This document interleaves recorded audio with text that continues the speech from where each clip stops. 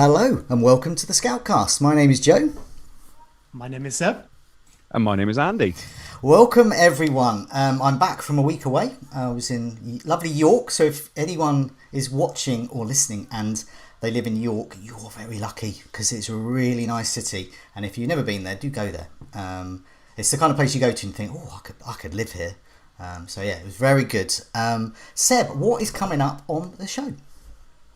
What is coming up on the show? Basically, you two are wildcarding. Yeah. So I'm going to do my best to say nasty things about that. Although you've changed yours since you sent it through, Joe, so that's cheating. So I couldn't do any prep. Well, the team I sent to explain, the team I sent to Az to do, everyone will be pleased to know Az is doing on graphics duty this week. The team I sent through to him was just a sort of approximation of what I might end up with, because of course my wildcard team at the moment is chasing price rises and lots of places are up for grabs. But yeah, more of that later. A red herring is what I'm hearing. A red decoy. That's what I'm hearing. So yeah, we will go through your wildcards. You will explain why on earth you've made that decision. Talk us through your teams, talk about the challenges, and of course how those might change coming up to the weekend. Because jokes aside, there's still so much more news to come, right? Some of the big decisions that might change your wildcards. Yeah, indeed. And then, and then beyond that, me without my wildcard at the moment. I'll have a look at Lukaku, Fernandes, Ronaldo. Lots and lots of debate about that, but hopefully a slightly different take on that. I'm not going to repeat all the stuff that we've all talked about for weeks. Just a little something I was looking at during the week. And then, of course, we've got differentials, fixtures, and we will have a look at the member of the communities team that we've been managing, Alex, who we may or may not have accidentally done well last week. More on that later. Yeah, you did well without doing anything and forgetting to do anything. But you know, one of those times where totally on purpose, Joe. The best policy is to do nothing, and in this case, sometimes you can do too much in this game. It did. It worked out. Hello, everyone who has joined us in the stream at the moment. There are about 200 of you so far, so hopefully more will join us as we go on. Only 16 likes though, so if you're watching and you enjoying this, press like. If you're watching and you're not enjoying this and you absolutely hate us, just press like anyway and then leave. But yeah, keep pressing the like. So hello there, Mark O'Leary, John, FPL Hunt, Jack the Cat, Chris Smith, Niraj, you, Seb, in the chat as well. And welcome everyone, and all of those I have just missed off. So looking forward to chatting with you throughout the show as well. So yeah. Who's going to go first? We've got our little green arrows on the screen and our ranks as well. People might notice mine and Seb's rank and think, oh, Az has made a mistake on the graphics there. He hasn't. So, Seb, yes. Same rank as me. Yeah, we were trying to work out who was like higher in inverted commas. Genuinely not sure. Might just come down to Gameweek score, do we reckon? We think... Because I'm listed above you, aren't I? But for completely arbitrary reasons. I think it was alphabetical or the quality of your transfer. I don't know. Alphabetical, Joe. JLSW. Yeah, could be. Reverse alphabetical. To be honest, I haven't really thought about it. But yeah, so you're top of the tree, up to 142,311 in the world, and you got 74. So just quickly run through some of your kind of headline guys in your team. Sure. So the team is Sanchez in goal, Trent at the back, Shaw and Luka Dean, Salah in the midfield, Fernandes, Benrahma, Rafinha with him, and Calvert-Lewin, Antonio and Wilson up front. Antonio had my captaincy, as I think he did for many people.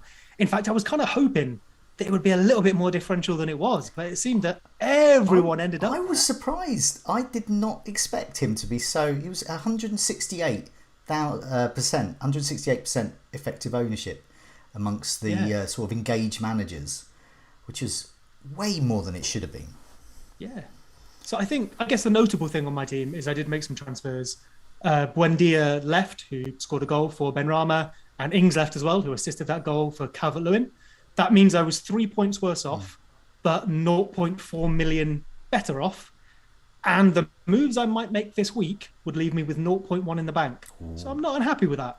No, pretty good. I think if I hadn't made any moves, I think the sort of housekeeping move of Simicast to Livramento would probably have been the wisest one, just to sort of tidy that up a bit and get a high quality, cheap defender as well. We'll come on to yours in a sec, but your move was a bold one. Audacious. I would argue if you weren't wildcarding, you might not have done it right, because That's what happens when I'm on holiday. I'll just go nuts. And I actually did it because I was thinking about wildcarding. And so I actually planned to wildcard before the Ronaldo move. And so when Ronaldo was to Manchester United, I was thought, wow, that's a stroke of luck. But yeah, I'll put my team up then because it's similar score, same rank as you.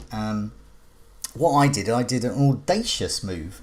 I removed Salah for Son and captained him. I had not anticipated Antonio to be so heavily captained. So in which case I probably would have captained him out of pure ownership fear. But I really liked Spurs' fixture, and I just thought, and I favoured Son over Kane, and I just went for that. I made the Ben Rama move as well, so I got him in for Barnes, so a bit of housekeeping there.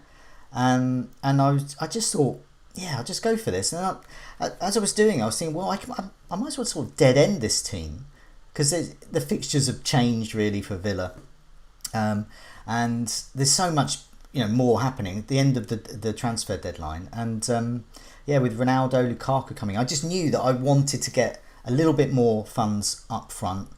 I might even switch to a 5 midfield. I haven't ruled that out. And just various moves like that. And of course, we've got Jota to think about. I'm not sure I want to keep Ben Rama, but I'll take his profit. Cut a long story short, I got Son in for Salah and a captain Son. And so basically, I just completely broke even. I might as well have done nothing because Salah got these points. Although, would you have captained Antonio if you didn't? No, I don't. Well, he's listed as my vice captain there, but if I was that keen on captaining Antonio, I would have done it and not made the transfer. I probably would have done Fernandes, or if I'd have got Kane in, I would have done that. So in terms of the captaincy, it's difficult to bring into the equation. What would I have done? But what I definitely did, I removed Salah, who got 10 points, and I got Son in, who got 10 points, and captained him. So. Yeah, fair play. Broke even on that really, but it was calculated risk. I did like that. Also, I on the captaincy videos I do with Tom as well. I watched that as well, and he favoured Son as well. And I thought, well, in my absence of doing the captaincy videos, I sort of a bit of camaraderie there. So I'll go for that. That's my team there. So there's us with the green arrows. And Andy, you're there with the red arrow, and someone's got to get a red arrow, haven't they? Okay, so but you did all right though. You got 60 points, so it's not too shabby. So tell us about your week. Well, I wasn't going into this week thinking I was going to wildcard, but that's how it's ended up now. Do you know what? I was fairly happy with the core of my team, but I could see things changing a lot, and that's why I've decided to wildcard. So. I had Antonio captain, so I brought Antonio in, which obviously turned out quite well. I didn't start with him at the beginning of the season. Brought him in for Tony. Tony scored, but Antonio was my captain, so I was very happy with that. It was just all those middling players that I brought in this week that I thought they've been either on my bench or I've looked at this fixture and thought it would be quite nice, and it didn't really work out, to be honest. So Barnes only getting me the 2 points. Barkman did quite well against Spurs in terms of saves. I've had this argument with people though. I still don't think he's been very good this year. It's just that a lot of those Spurs shots were straight at him from quite a distance as well. Is it Backman or Barkman? Because I like Barkman more. He sounds like very classical. I don't know. I have some weird pronunciations for players sometimes. So actually, I mean that midfield 2-2-2-2, and then Salah with the 10. It was actually probably Salah I was expecting least from out of that midfield this week.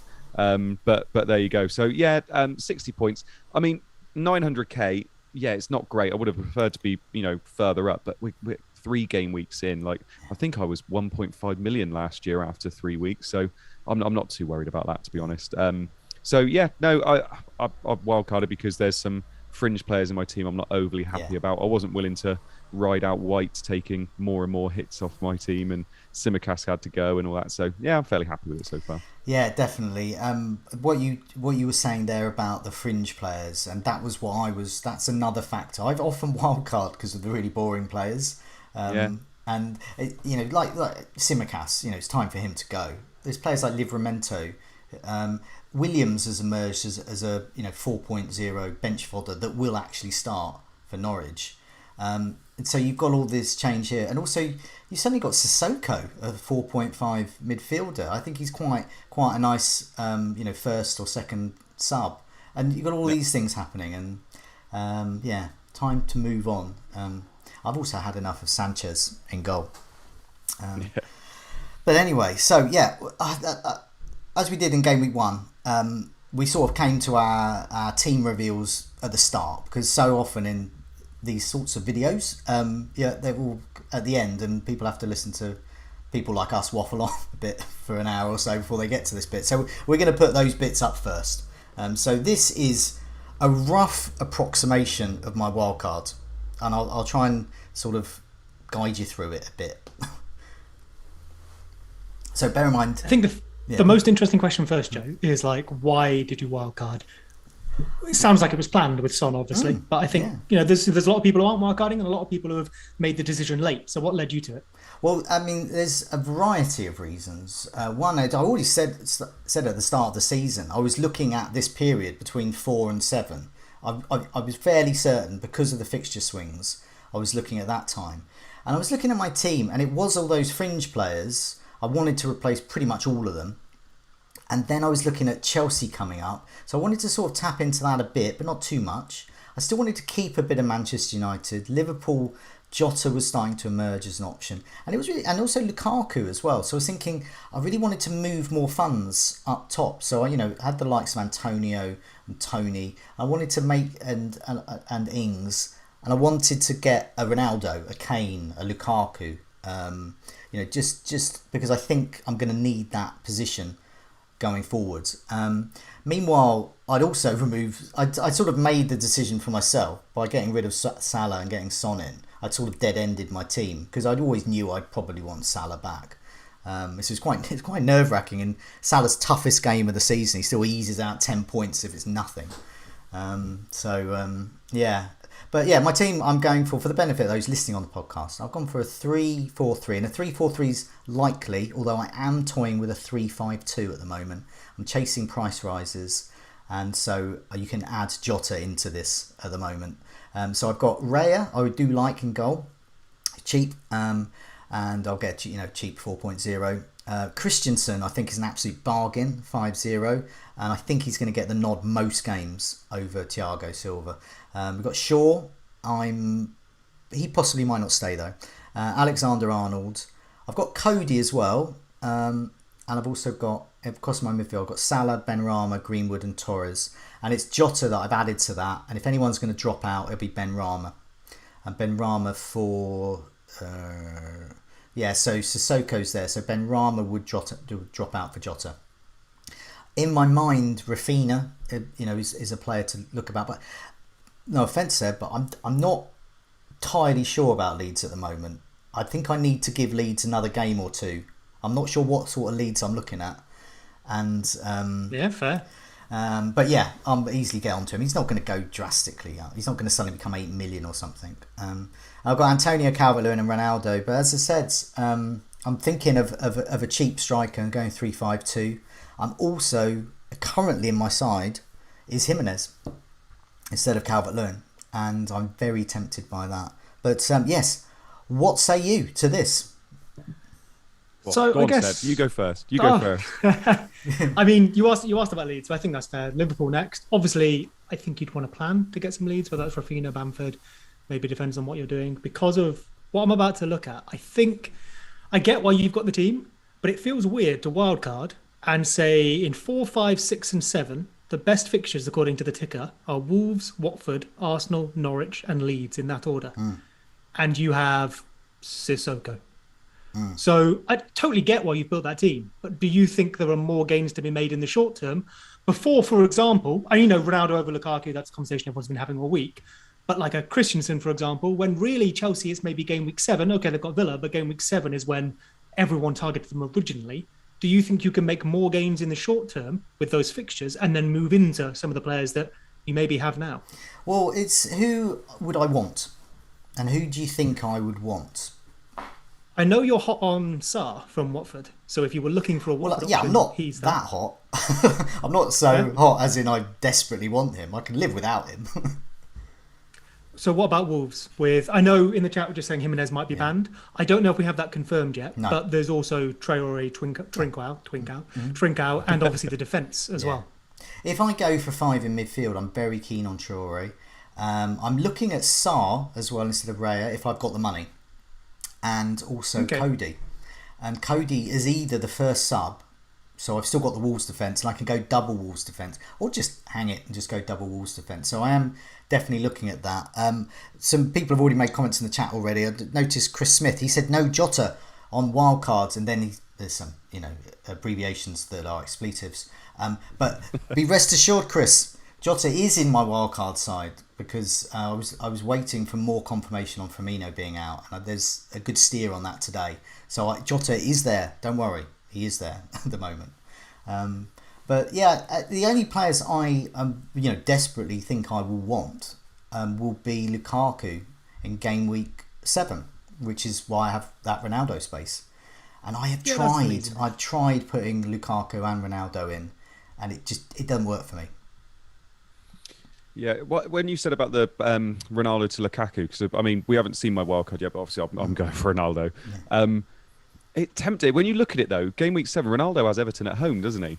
So, is it definitely for you? Game week 7, you bring Lukaku in. No, it's not definitely game week 7. Because game week 8 it could be a good week to do it then, couldn't it? It could be game week 8.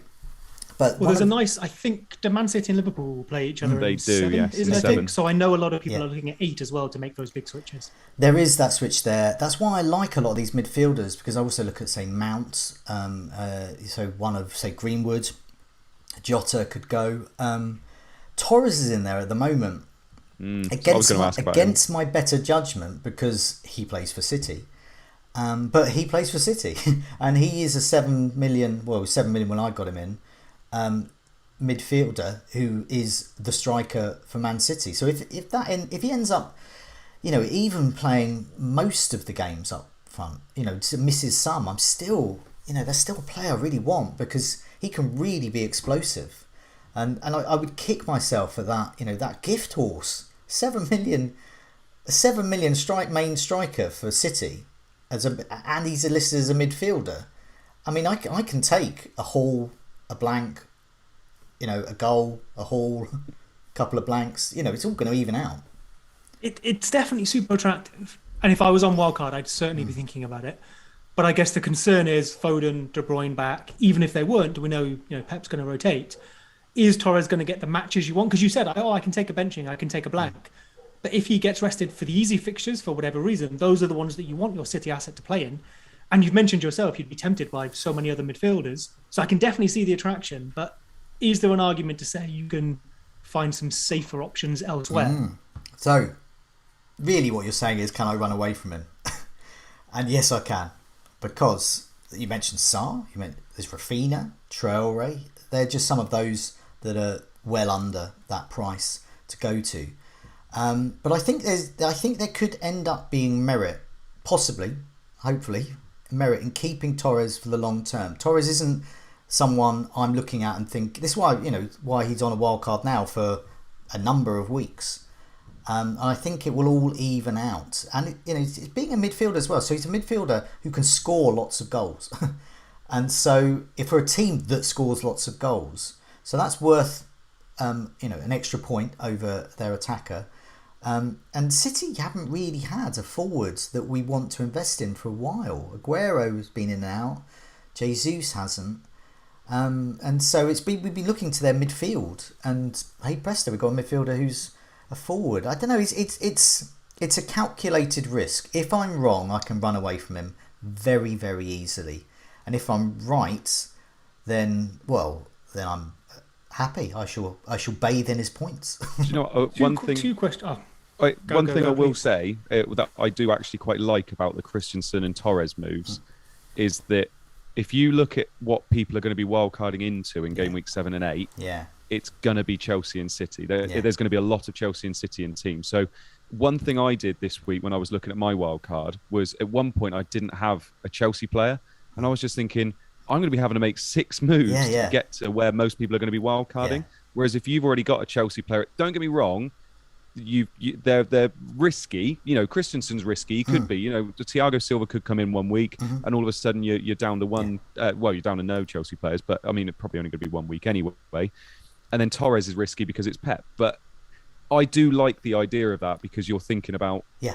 what people are going to be moving into later on, and I think that's a good idea. I think personally. 2 or 3 seasons ago, one of my wildcards, I got Sionchu in when he was the new defender at Leicester, and I got him in Gameweek 4, I think, or 5, and Leicester's fixtures did not become good until 8 or 9, and I just had him in on the bench because I just knew that Leicester were one of those teams where if you're looking at a regular 4.5 defender from them, and they've got a good fixture run coming up, people are going to want them. And hey presto, he became one of the real stars of that season.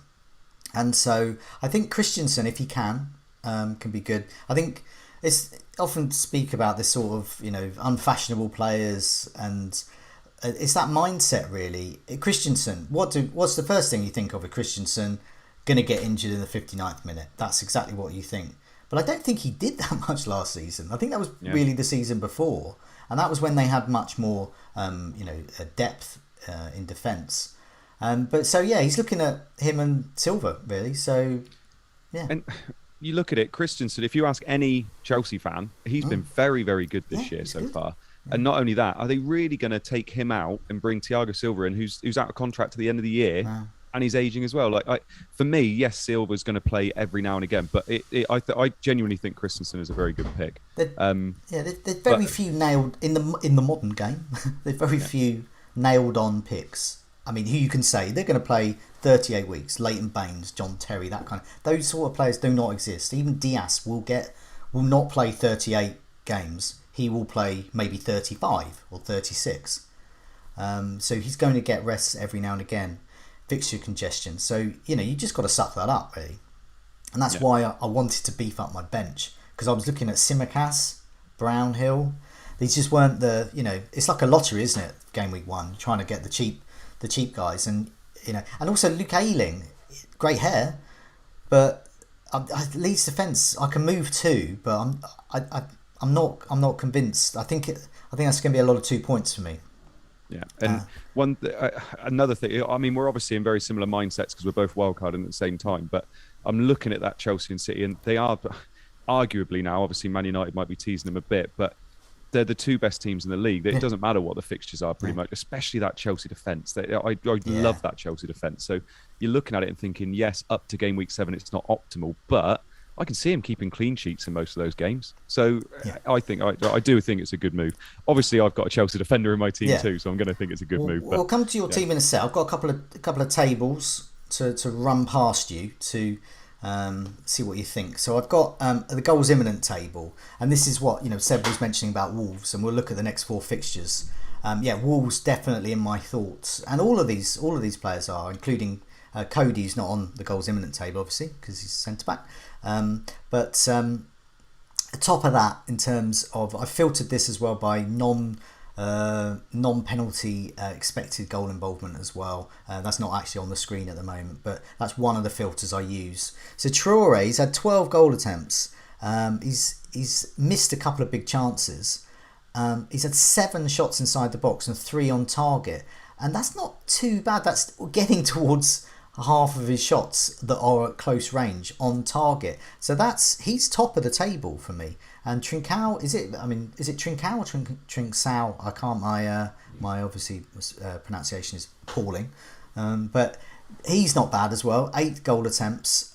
He could be, I think it's Podence, could be rotated with, but he's had 6 shots inside the box, 4 on target, which is not bad. And then Jimenez is there. He hasn't had those big chances yet, but he's had 12 goal attempts, 11 inside the box. So he is where you want him to be, but just 1 on target. And I think this is the key stat with Jimenez. So yeah, he might miss a game for legal reasons, or to do with COVID and international clearance and all these types of things. But in terms of is he an asset to bring in, it depends whether your Jimenez glass is half full or half empty. I look at those 12 goal attempts, 11 inside the box as a real positive, and I'll be looking at more shots on target. Or you could be looking at that and thinking, well, he just can't hit a barn door at the moment. So, but the issue is the relatively low XG for 11 shots inside the box. Yeah. So it's the quality of them, and as you can see, Traore and Trincao have had a couple of big chances, but Jimenez hasn't. So he hasn't had that. So that's why he's sort of in my thoughts, but I think I might need a little bit more for him. But I think I like Traore's price a lot. And he's always an exciting player to own, isn't he? I agree. But do you know, a lot of people, by the way, in the chat are saying that your team looked over budget, Joe. I'm assuming it's not. I think that's a compliment. I just added it up. I think it came to 100.5. Yeah, that's what I've got. Christensen is only 5.0, which might be throwing people. But bear in mind, my team is worth 101 at the moment, I think, or over that. And a lot of those are actual clear profit on that. Yeah. If you bought one of those now, you couldn't afford it. With price ranges. Yeah, but I had Greenwood in at 7.5, so, and various things like that. So, when I did that, I think there was a bit of money left over, to be honest. Yeah. With that particular one. But that's the sort of team I'm looking at. You see that a lot. I saw that a lot with some videos. They were saying, I can't afford that team. How do you afford it? Because I've got more money than you. And that's why. So I made my 0.4 million despite losing 3 points. Yeah, exactly. If I lose to you by 3 points, though, at times. Look, if we end up, first and second at the end of the season, I'll be happy to lose by 4 points because it'll be quite an achievement. Fair enough. I'm still here, boys. I know. Oh, buddy, you're probably only about 10 points behind us. It's like 800k, like 10 points. Right, I've got another table, and this hopefully probably a segue into Andy's wild card because you'll But anyway, your formation's different. So Andy, do you have Torres? Me? Yeah. I do not. No. So just before we go, I wanted to ask one question on Torres, Joe. And obviously here to play devil's advocate, so fair enough if it sounds like it's not quite what you do. But would you still have gotten Torres if he hadn't hauled last week? Or say he'd hauled in the first week and then blanked a couple of times in a row? Because I wonder how much of that is just that attraction to... Because Torres has been there 9 all season. So why are you now only suddenly going, oh goodness, he's there 9, that's a great idea? Because it's taken a few games to go, oh look, he's at number 9. Because anyone could play. Edison could play number 9 in the first game. Well, you never know. But it's looking much more cement. Three game weeks is not enough, but it's more information. But yeah, one of the reasons is not because he hauled, but in a roundabout way, it is because he hauled. Because I actually got him in mainly because I thought, well, I might want him, but he could double rise, and I could actually make 0.1 profit. So he's worth 0.1 more than when I got him. Bearing in mind, another reason why people may not be able to afford this thing, because I wildcarded, bang on, Saturday. So Torres could go up, and then I could sell him for a profit. So that's why I've got him in. And speaking of which, someone has just said your team is 107 million. So I'm going to add it up again because I came to like 100.5. But I mean, if you've got it in the app, it works, right? You sent us a screenshot earlier, so I'm pretty sure it does work. Yeah, as I said, it's also not my team at the moment. So it's irrelevant in a way because it's not the team I'm going to get. It's roughly the sort of price points I'll get. So, I mean, I'll put it back up again. And also, I didn't say I was going to captain Salah to anyone. So Salah. To be fair, Ronaldo you could do worse. Yeah, I mean, if you've got Ronaldo, fair enough. But you could do worse, like Salah against Leeds. I'm tempted. Yeah. So, this team is an approximation. So, what I'm looking at is a sort of a 3-4-3 or a 3-5-2. So, I'm looking at a 4.5 somewhere in midfield or attack. I'm looking at tapping into those mid-price midfielders, either getting 3 of them or 4 of them to go alongside Salah. And at the back, I really want Christensen, Alexander-Arnold, and they're sort of a bedrock of my defence there. So everything else is a bit up for grabs. But that's a rough approximation of what I'll go for. If I didn't have Calvert-Lewin, maybe Jimenez. But yeah, last table, midfielders. So this shows the amount of choice there is. Traore, Jota, Greenwood, all on 7 shots inside the box. Torres, Trincao on 6. Gallagher at Crystal Palace, 5.5. Now I'm getting Jason Punchin vibes already because I famously got him in to my detriment. But so I'm not getting him in this time. But there are a lot of people playing the Sky game who are looking at Gallagher.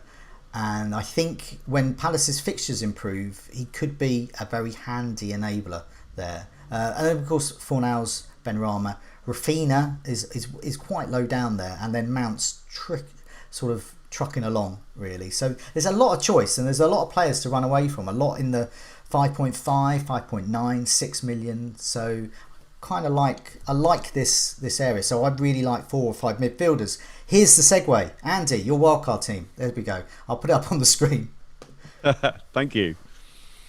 I'll wait for it to come on because I can't quite see it yet. But do you know what? I'm going to start with the fact that people are going to hate my team, and I'm okay with it.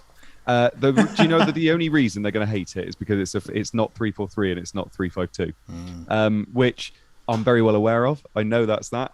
And do you know what? I've played around a lot and I've tried to go with different formations and I've tried to go with different players.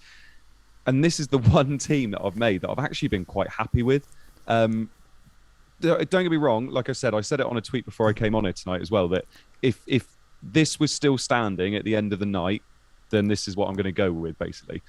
So you two are probably going to absolutely roast this team, and I'm absolutely fine with that.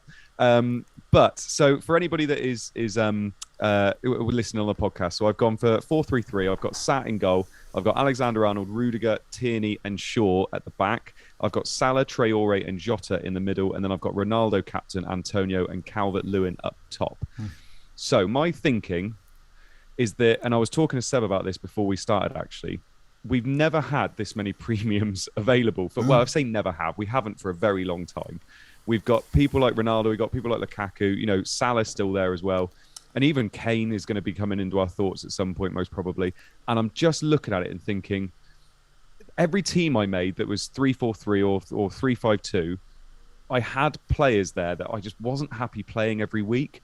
I think I had Smith Rowe in at one point and he was my 4th mid. And I just looked at it and thought, I feel like I can maybe get a bit more value at the back. The one thing that I wanted, if I was going to go for 4 at the back, I wanted to make sure that it was flexible and I wanted to make sure that I had outs, and that's probably Joe's influence on me, making sure that I've got escape routes. Got to escape these from my guys, players. Yeah, and this is me. I'm going to be rolling the transfer, and if it looks like someone like Tierney, actually Arsenal are going to carry on being terrible, or Traore is going to carry on being terrible, I've got outs everywhere, and it would only take, even if I wanted to mini wildcard, it would only take a -4 in a given week for me to change formation very quickly, which I'm quite happy with.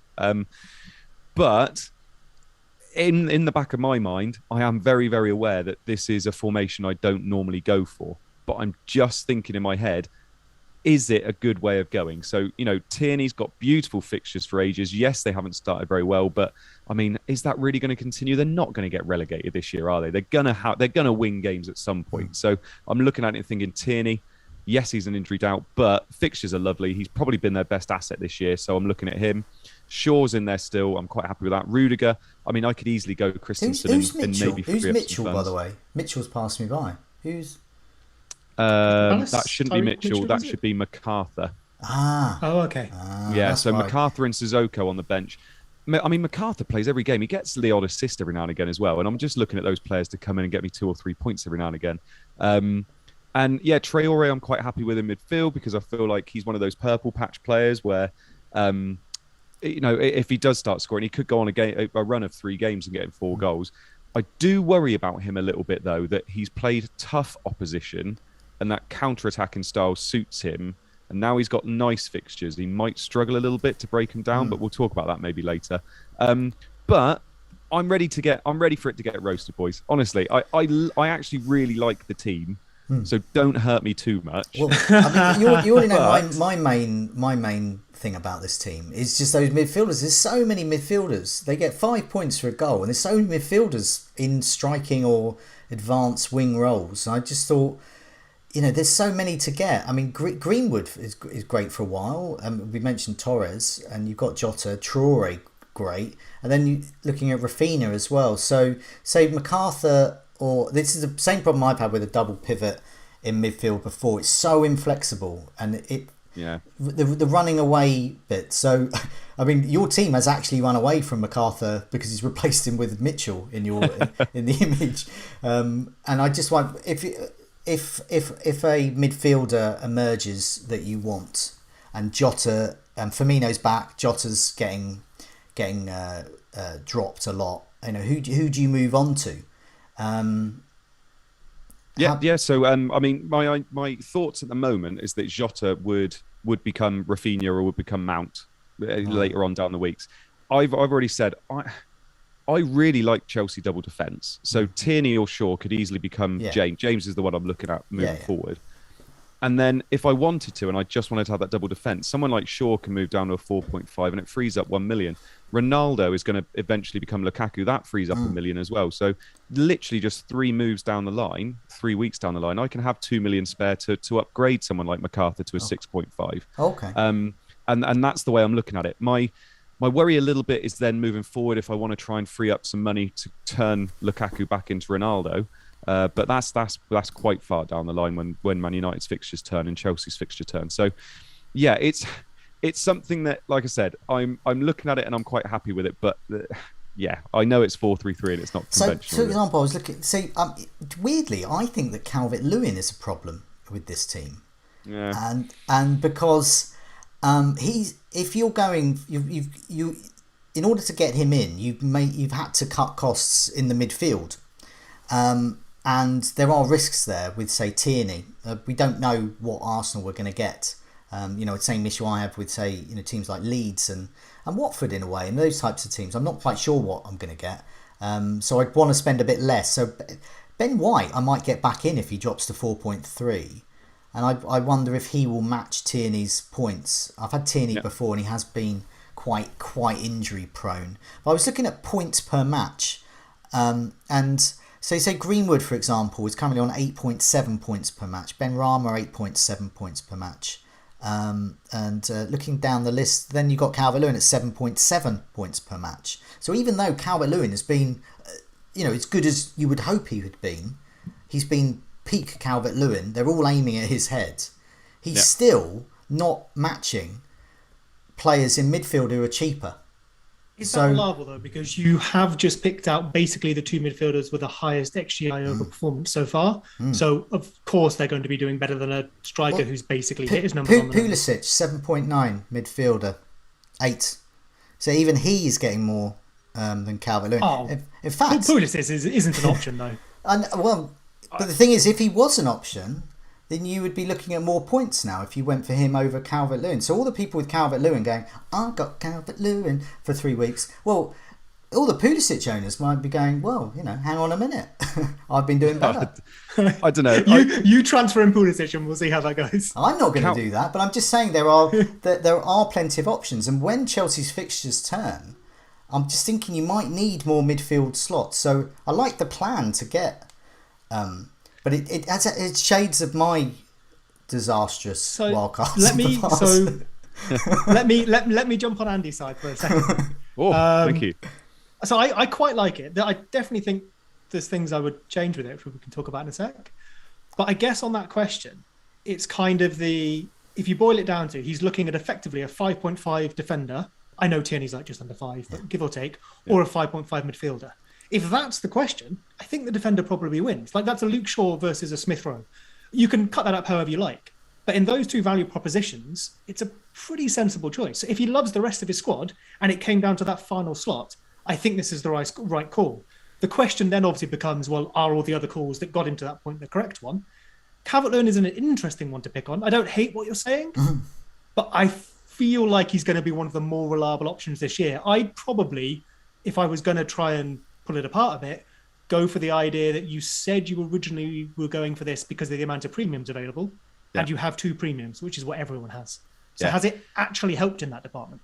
That's a fair point. And do you know what? The other thing that I'm a little bit worried about is that if I'm in a 4-3-3 and I've potentially got 30 game weeks before my next wild card, that's also another worry for me.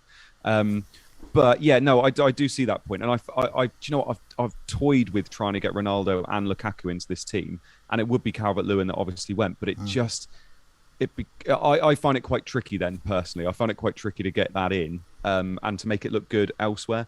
But yeah, basically what you just said is what I've been looking at is that 5.5 midfielder. I'm finding it better to get value in defence, but Calvert-Lewin, Joe, I honestly couldn't be higher on him, to be perfectly honest. I feel like when you mentioned Greenwood there, you look at Greenwood moving forward, now with Ronaldo in there. I'm a United fan and we're toiling at times. Yes, we beat Leeds 5-1, but genuinely we're toiling to get goals. Is Ronaldo going to change that? It's going to be interesting to see that, because we're struggling to create at times. And I just look at Greenwood and think, well, if Ronaldo's now going to be scoring all the goals, which is what we expect, how many goals is Greenwood really going to be getting? And I look at Calvert-Lewin and think, he is literally just their game plan is just get it to him, and he's gonna score goals this year, and he's on penalties. And I just look at him and think, I haven't looked at taking him out. I love that front line, but it's going to be interesting moving forward. Like I said, I am more than happy with the fact people are going to hate this, but I know they're going to hate it. But there are reasons behind it, basically. I was it's just the midfield, because I'm a big fan of midfielders. I think that's what throws me for this. But yeah, I mean, say if you have Calvert-Lewin. Traore, obviously great value. You got Salah there. Antonio, you can't remove. Ronaldo, Ronaldo's Ronaldo. Jota, if Firmino is out, is a great option there. And yeah, looking at the defence, I mean, would you be tempted to perhaps not go for Sarr, and perhaps have Cody in? That would save $1 million. Yeah, I have. I mean, I've looked at Semedo as well. Semedo's the other one I really like. But do you know what? I just hate all the 4.5 million keepers.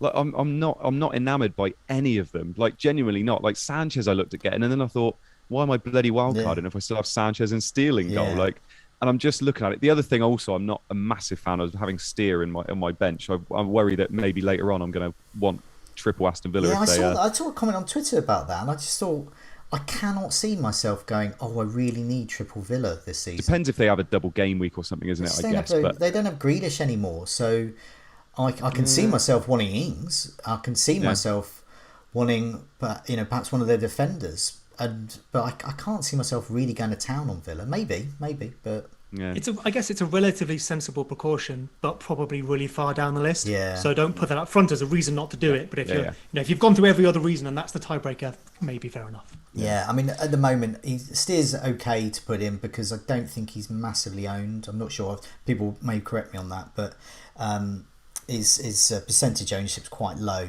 and I think that's what you're looking at with these sorts of players. That's why I like Livramento at the moment, because he plays, and I think he's always going to get chances. I think he's going to maintain his value, and he's also gone up a bit. So so he can dip down to 4 million. So he's not one of those that's going to start really hemorrhaging points. Get to 3.7 or something. But I don't know. I don't actually hate it that much. It's just the midfield, because you can't argue with the front line. Even though I've tried the Calvert-Lewin one. I was partly playing devil's advocate with that one.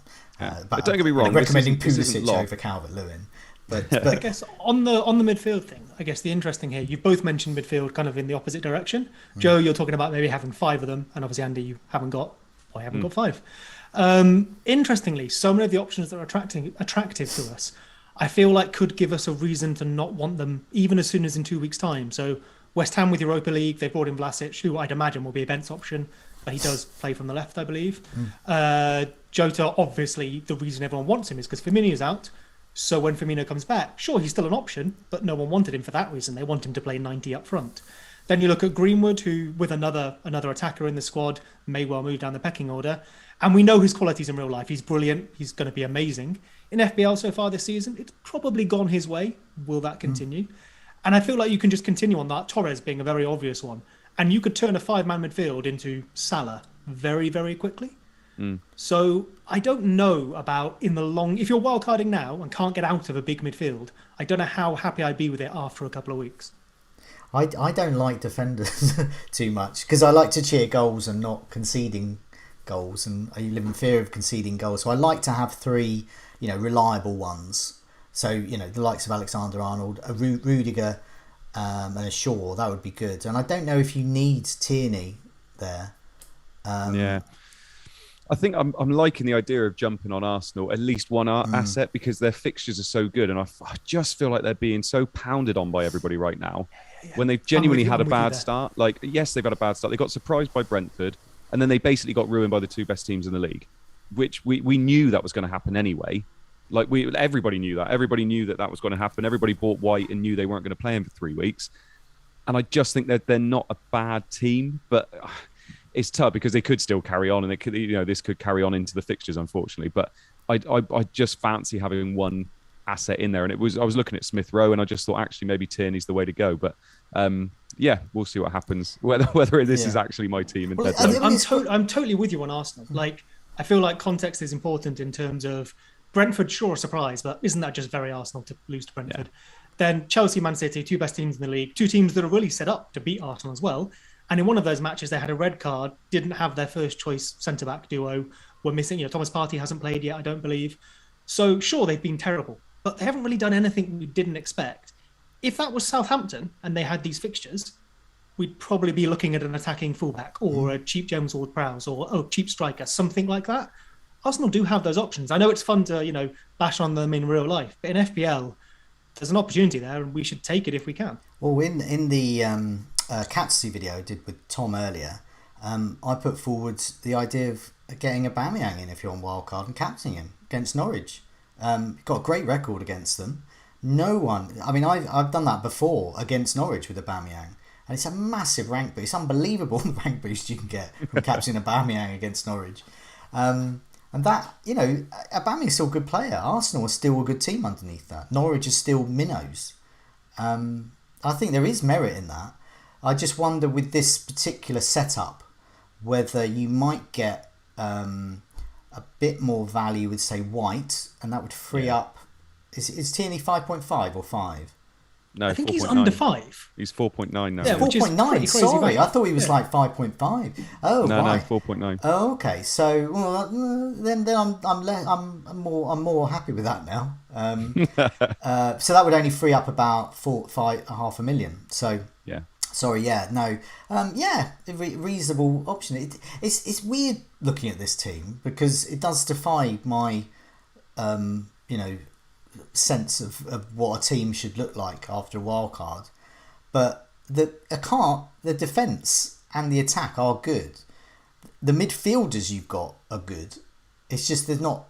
I'd like to see more of them. And yeah, do you know what? It's almost like I'm not. Like everything needs to work in this team. That defense needs to work. Otherwise, I'm struggling a bit. Whereas, obviously, in your midfield, you could ruin me in your midfield, and my defense would have to do very well. Yeah. And I don't know. I'm just looking at it and thinking I could, like you said, I could go Tierney down to White. I could go Rudiger down to Christensen. That already frees up a mil. Yeah. And then all of a sudden, I'm starting to look at maybe I can upgrade one of those midfielders. But yeah, like I said, I like it at the moment. If it lasts till deadline, we'll see. Yeah, I don't know. I mean, just ask yourself: can you run away from it? Can you run away from those players? And the moves you talked about, I think there was about 4 or 5 moves there, and that's quite a lot of moves to think about. And what was sometimes quite good with a wild card, if you've got a sort of vague idea. So, for example, I think I'd want more Chelsea and definitely Lukaku at some point, game week 7 or 8, so around that time. Yeah. But it's a bit vague. I haven't got anything particularly booked in. So just avoid getting stuff booked in, I guess. But I think something that's interesting here is looking ahead. You've mentioned 7 and 8 a few times there. Is looking to the team we might want there, which is probably the other immediate wildcard opportunity. There's another one in 13 when Man United go on a silly good run. But in the immediate future, it's these 2 windows here. I think it's interesting to look at the team we might want in 7 and see how close it is to get from, say, your current wildcard team or my non-wildcard team to there. And you've mentioned, both of you, about having a Chelsea player now so you don't have to make that transfer in the future. The truth is probably somewhere in the middle. You take opportunity of the fixtures now, but also have some sort of plan to get to this team. Yeah. So I don't think you have this to share, so I'll just run through it very quickly. But I was looking at what would my ideal game week 17 be, therefore should I wildcard or not to get there. So I had the bench, don't worry about it, they're all cheap. So Sarr in goal, Luka Dean, Trent and Reece James at the back. So 3 at the back. I then have Rafinha, Salah, Mason Mount and Traore, and Calvert-Lewin, Lukaku and Antonio up front. That leaves me 0.5 in the bank and would be a 28-point hit from where I currently am. That includes changing like my 4.5 midfielder, which I don't need to do. I reasonably could do that, and I think it was either 12 or 16 points. And I have, 4 transfers now until then? So in theory, I could make that team out of my current team with a bit of careful planning. Yeah. Okay. But you're not wildcarding, so you got to put your money where your mouth is. If you're going to. Oh no, that's my point. So I could, if I don't wildcard now, I could get to that team with I think about 4 transfers. You know, if I want to make a few changes that aren't for luxury, and also then not have to wildcard in game week 7. So I'm tempted to try and avoid both these wildcard opportunities and have it for 13. When do you think you might wildcard? Have it for game week 13? Yeah, which is when Chelsea leave their good run, go back to a sort of medium-ish run. Man United have one of the best runs we've ever seen in FPL. It goes on till March, doesn't it? April. Something nuts like that. And then going from, like, say, for example, a Chelsea midfielder and a Chelsea striker to a Man United striker and a Man United midfielder, who are both more expensive on average than their Chelsea counterparts, is a lot harder. So I quite like the idea of having the wild card to upgrade rather than having to try and find some cash to do it with transfers. Okay, yeah. Well, that's something I don't think I've seen a lot of talk about wildcarding in game week 13. So lots of people have been thinking about 7. That's sort of cemented in it. I think when I started the season, I sort of had game week 5, not really this game week, but game week 5 in my mind. But just events and just a whim, I went for it. But game week 5 I think is a good time as well. Because looking at this, I'll bring the fixtures up just for the benefit, so I can have a look at them. So this is the next 4 fixtures. So looking at game week 5, one of the reasons I was thinking that is because Leeds' run gets a bit better. I might, even though they're playing Liverpool in game week 4, I might have a little bit more information about Leeds, especially because they're playing Newcastle, and I'm not keen on Newcastle at all. I think they're a great team to target at the moment. Also, Norwich's run gets a bit better, so that helps some of the cheaper players. There's likes of Gilmore over Sissoko is still very much an option, I think, for me, because I do quite like Norwich's run there. But it was looking at Man City, so it's Man City, I think, looking at successful wildcards in the past. I remember one, it was amazing wildcard, but only not so good for long term, but for 1 week it was incredible because I just tripled up on City attackers. I think it was like Jesus, Aguero, and De Bruyne or something like that. It was something preposterous, or perhaps it was Sterling when he was much cheaper. And they obviously all came in and completely hammered this team. And so it was a really good ranking boost that week. So I looked at that as well. But nevertheless, I think it's good to have a bit of Man City for a while. Their fixtures do improve after this Chelsea and Liverpool game. But I do think game week 5, game week 13, game week 7, game week 4. I mean, there's lots of good times to wildcard, I think. Just to say, chat pointed out, I think I mean game week 14 because I think Chelsea and Manchester United play each other on 13. So you get the idea. Okay. Now, we haven't mentioned Ronaldo too much, or Lukaku. We've sort of mentioned them in passing, but not in detail. Now, Seb, I understand you've got some information to tell us about them. I made it sound like you've got news, but news about them, but you've got some research about them. So I'll put some pictures of their lovely faces up. Cool. Have you, out of interest, got the little comparison of points I sent you at all? Otherwise, it'll be a lot of me talking, which we might lose thousands of viewers. I haven't got that on the screen, but I do. I do have it in our notes, so we can see them, and you can describe them, and me and Andy can ask you questions. I will try my best to talk us through this. Yeah, please interrupt me and ask questions. I'll try my best to talk us through it. So loads of people have looked at this Lukaku Ronaldo comparison and done some great work. I know Mark on Black Box had a cool look at the shots and everything. Of course, Mark, I guess, was trying to prove that Lukaku was okay for himself, which is absolutely fair enough. And you could argue I might be trying to do a similar thing because I don't want to wildcard here, which is absolutely fine. But I wanted to look at it from a slightly different angle and try and translate all the work people have done on their stats into what we could expect in FPL. So load of caveats here. This is just like a extrapolation of what could happen. This is not definite, but it should give us a ballpark. So based on their Serie A performances last year, Ronaldo had 31 starts, 2 sub-appearances, 29 goals, 2 assists, 3 yellows, no reds, to Lukaku's 32 starts, which is just more than Ronaldo, 4 sub-appearances, which is also just more, goals he got 24, which is 5 less, 11 assists, which is, quick maths, 9 more than Ronaldo's 2. He had 4 yellows, so 1 more than Ronaldo's 3 yellows, and no reds either. If we want to translate this into FPL points, though, as if those seasons took place in FPL, we need to add some bonus points to that. So I took Harry Kane and tried to find similar seasons for those stats, what he's done in the Premier League, and looked at the bonus points. Of course, it's not perfect, although one of them's pleasingly close, but I kept it with Kane just for that consistency. And there aren't any other, particularly massive examples of a player who is maybe the talisman of their team and could get goals and assists as he likes. So in 17-18, Cristiano Kane got 29 goals and 2 assists, which is exactly what Ronaldo got last year, got 31 bonus points and 217 points. In 2021, so last year, Romelu Kane got 23 goals and 14 assists. So a few more assists and one less goal than Lukaku, but close enough for our purposes.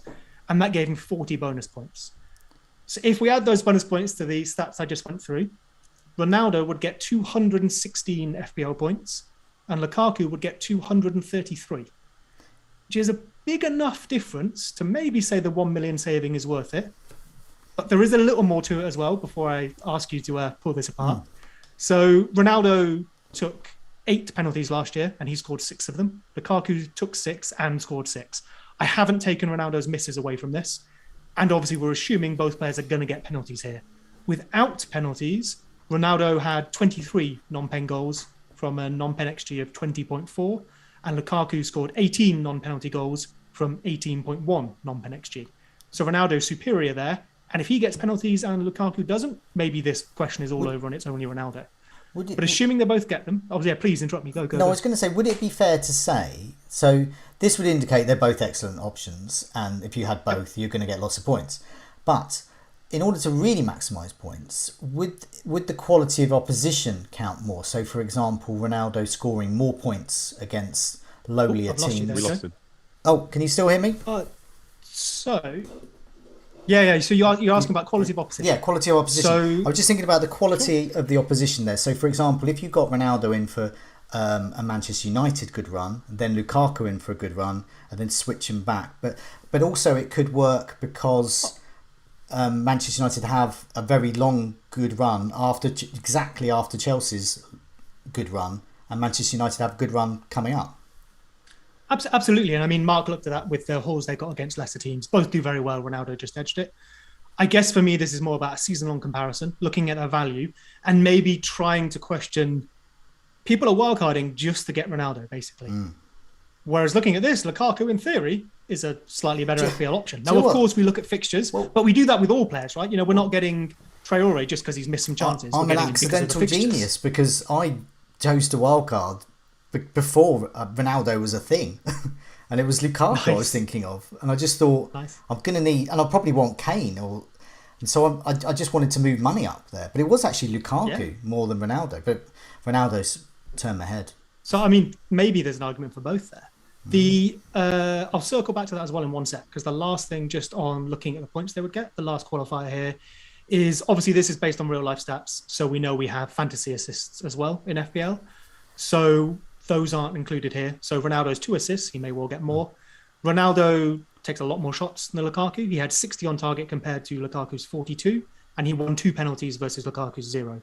So he's going to get a few more points there. The reason I didn't include the penalties missed is because winning those 2 penalties probably cancels that out nicely, and neither go down as assists in the official stats. But Lukaku will probably create more chances. He had 50 key passes to Lukaku's 30 and 39 completed passes into the 18-yard box to Ronaldo's 32. And for that one, we're looking at those assists that are like not official assists, but they take a nick, or, the old intended target one. So there's a chance Ronaldo will get assists off rebounds and Lukaku will get them off, passes that won't be counted in real life. But I think that probably leaves us about even. Okay. And then the last thing on that, before again I hand over to you, is on your question about quality of opposition. So there was some good work done by, I think it was FPL Review, looking at how much of a drop-off we might expect from, say, Serie A to the Premier League. It's very roughly about 20%. If it is 20%, we'd expect it to be even for both these players in isolation, but they're both elite players. So there's every chance that's not going to really affect them, because this is the average of all players moving between leagues. So, these 2 players, might not matter who they play, they're going to score goals. Also, it's worth bearing in mind that I think Lukaku is signing for the better team and will improve that team more than Ronaldo will, because Ronaldo is basically a finisher. He will score goals, as Andy alluded to earlier. is Man United's problem actually creating chances? And based on last year, is it even converting chances? Because they were one of the highest XG over performers in the entire league. Well, I mean, I look at that and it sort of cemented my view to switch between them, because being on, wildcard, I have toyed with having both, and obviously Antonio, and it really did impact the rest of my team, because if you want to keep, basically Alexander-Arnold has to go, and I wasn't prepared to go there. So you can't have Salah, Alexander-Arnold, Antonio and Lukaku and Ronaldo, and well, you could, but the rest of the team would be talking absolute dirt budget. But I'm going for the mentality of going Ronaldo, good fixtures, swap to Lukaku, good fixtures, back to Ronaldo, good fixtures, and then hope the money saved by not having both pays off elsewhere in the squad with your likes of Jota or Torres or indeed Salah and Alexander-Arnold. But I mean, Andy, what do you think as a Manchester United fan? I mean, are you still very much in the mindset, it's Ronaldo, he's playing for my team again? Yeah, in a way. Don't get me wrong. I'm very realistic as a United fan, so it's not like I'm looking at it and thinking he's going to absolutely clean up. I'm a little bit skeptical, if I'm honest. Genuinely, I am. I did the members only video with Mark, and I said in my preference in terms of who I think is going to be better season long assets, I've got Lukaku on top, and I've got Kane and then Ronaldo, because genuinely and that's because, as Seb's alluded to there, and as I've alluded to already, it's United. United have struggled to create chances. It's that DM we desperately needed, and it's that transition between defence and attack, and it's not that spearhead up top. Like Cavani's been a spearhead. Yes, Ronaldo's elite and he's going to score goals, but I just think Lukaku's so well set up for this team. He really is. And I love the fact they're playing wing backs for him as well. Reece James is going to play more games this year because they want to whip those balls into the box. And I just trust Lukaku as an asset. If it was a zombie team, it would be Lukaku I pick over Ronaldo. Yeah. But Ronaldo's got the better fixtures for the next 4 weeks, so it makes sense to go for him and then change to Lukaku, personally. I haven't thought twice about that. That is that's the way forward, I think. Yeah, I mean, I think if I guess, as wildcarders now, we have to think, of what Seb's, presenting here, the possibility of having both at the same time. And we have to think, come game week 7, do we really want to remove Ronaldo when he's against Everton? And I think... So I think that's what, again, this is all pretty speculative, but I think what that shows is, yes, you do. Like, Lukaku is arguably the better option playing for the better team. So you want to play the fixtures, but default to Lukaku, and he's $1 million cheaper. See, Salah would probably have to go, I think, because I don't think, if you've got you've got, say, the likes of Livramento in, you've got Sissoko or Allen or another 4.5 midfielder. I mean, you can't run away from them. They're stuck. They can switch to better versions of that budget. But if you want to free up the money to have Ronaldo and Lukaku, and let's assume Antonio is still his legs are still going, one of Alexander-Arnold or Salah has to go, and that's a big call. That's a really big call, and I don't know if many managers will do that. I've thought about it a lot because I'm the same as you, Joe. I've been looking at it and thinking about wildcard and thinking, can I get both of them in?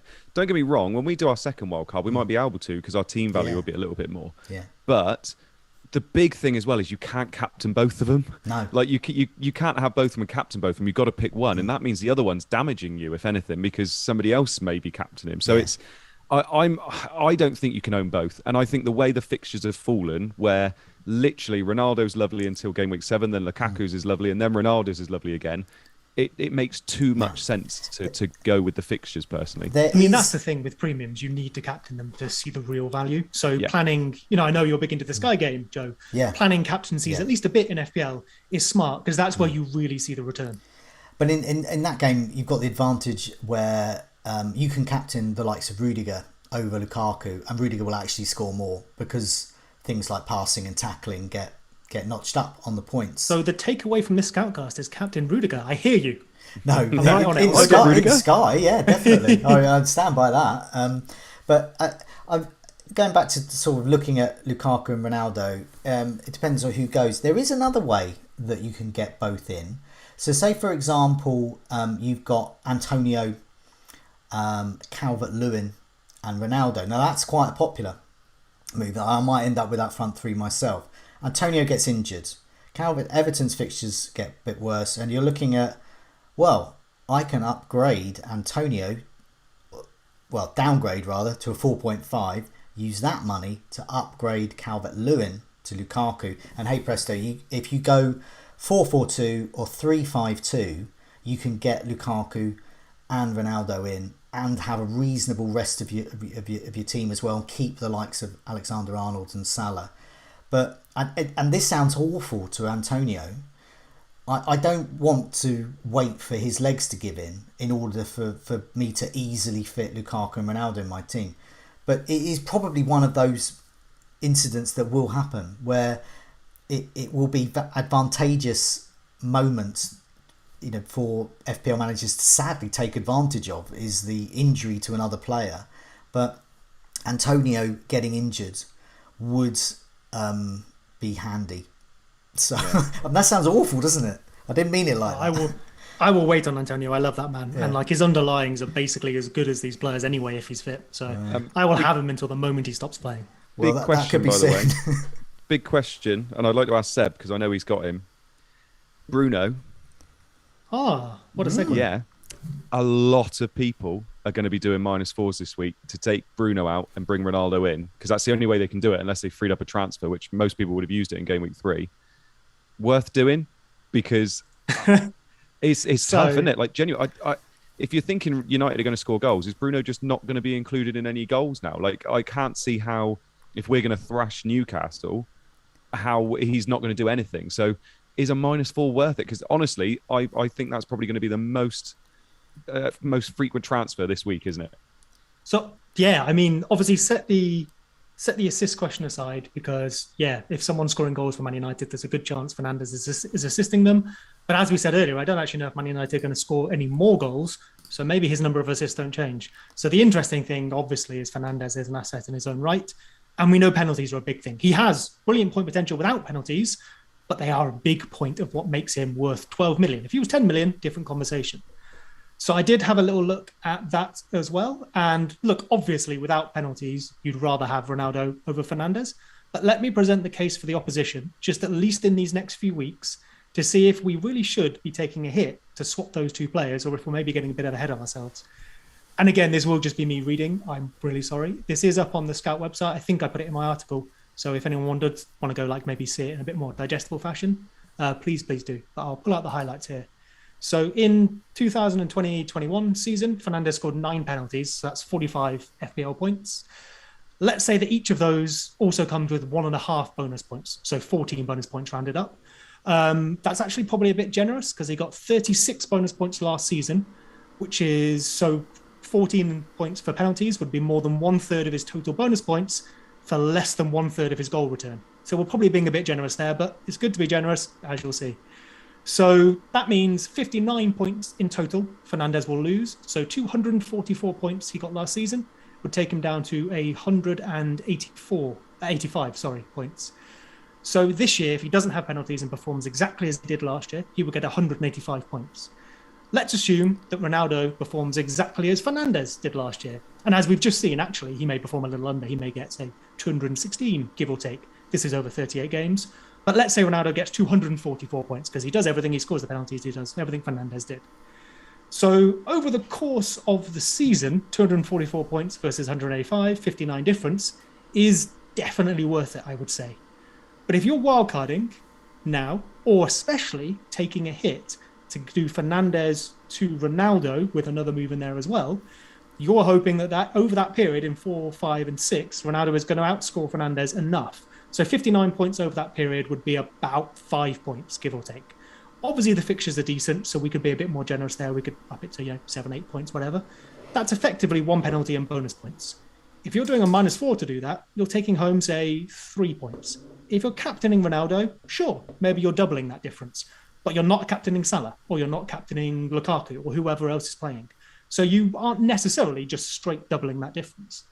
So for me, while the case over the season is strong, in just 3 game weeks, I don't know if the gamble is as nailed on as everyone seems to think it is. There is a positive upside there, but it isn't let me kill my team to get Ronaldo. I just look at it as fun. We're meant to do. It's just like Ronaldo. Thanks, Joe. It's like Messi joining. Got to get him in, haven't you?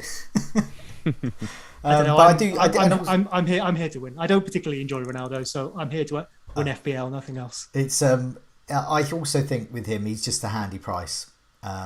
Because at some point I might want Kane. Ronaldo gets injured. Spurs have a good fixtures, or rather middling fixtures. They'll do me for Kane, and then they can make that move, and of course to Lukaku as well. But I do like his price point as much. Hey, before we move on to have a look back at those fixtures again, you've got a couple of other tables you sent me, Seb. So I don't know if you wanted to. I'll put one up here. This one says goal threat. See, so this Seb. is, I mean, this will demonstrate a little bit of what you talked about on goals imminent as well, to be fair. So I happily pull some stuff out of here yourself. I've just spoken loads, but what I've done here is it's similar to the goal threat that Scout have in the members area, but I just put something together that kind of suits how I interpret those tables. So it's obviously ordered by minutes per XG, and it has the XG non-penalty delta in there as well to show if people are under or overperforming without I haven't penalties. actually included that because it would have just hurt people's eyes. Fair enough. You can explain that. I mean, that's fine. We speak about under overload, so this is a little bit different. But effectively, looking at all the stats that go alongside the XG number. So we know some people aren't a massive fan of XG. It's good because it sort of is a amalgamation, if you like, of various other shots in the box, shots on target, blah blah blah.